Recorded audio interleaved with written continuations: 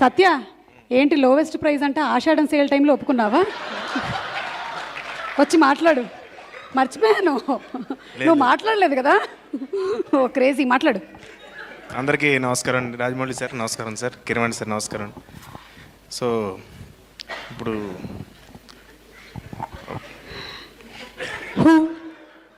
Act చేయగలం కానీ ఇలా స్టేజ్ మీద కొంచెం కష్టం అయినా సరే కొంచెం కూర్చొని మాట్లాడిపోయి చెప్తాను.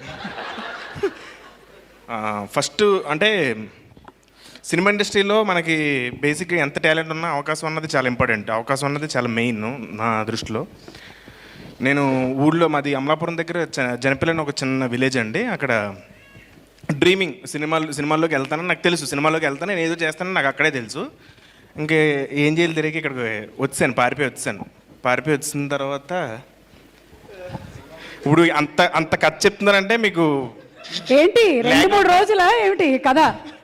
క్లుప్తంగా చిన్నగా చెప్తా. పారిపోయి వచ్చావు, మధ్యలో కొంత జరిగింది, రీఇంట్రడ్యూసింగ్ సత్య. ఇప్పుడు కాదు, నేను వచ్చిన తర్వాత ఏమనుకున్నానంటే గుర్తుపట్టి సినిమాల్లో పెట్టేసుకుంటానన్నంత ఇన్నోసెన్స్లో వచ్చాను. నాకు ఏం తెలియదండి అసలు సినిమా ఇండస్ట్రీ గురించి. పెద్దగా ఏం తెలియదు. అవును, ఇప్పుడు కొంచెం పర్లేదు, కొంచెం యాక్ట్ చేస్తున్నాను సినిమాలు. సో యమదొంగ షూటింగ్ జరుగుతుంటే ఒక జూనియర్ ఆర్టిస్ట్ ఒకటికి డబ్బులు ఇచ్చి నేను జూనియర్ ఆర్టిస్ట్కి వెళ్ళా. ఫస్ట్ షూటింగ్ చూసింది సార్ది. వెళ్ళి అక్కడ జూనియర్ ఆర్టిస్ట్లో నాకు గ్లాస్ ఇచ్చారు, సాంగ్ జరుగుతుందండి. మీరు ఆ రోజు మైక్ కూడా పదలకొట్టేశారు ఒకటి ఏదో. ఫస్ట్ టైం చూసాను షూటింగ్ అంటే ఇలా జరుగుతుంది అన్నది. అయిపోయిన తర్వాత ఇంకా మా అమ్మాయి ఏడ్చేసి నన్ను ఇంటికి తీసుకెళ్ళిపోయిన తర్వాత మీ మేకప్ మ్యాన్ నల్ల సీన్ గారు ఆయనే నన్ను ఇండస్ట్రీకి తీసుకొచ్చారు.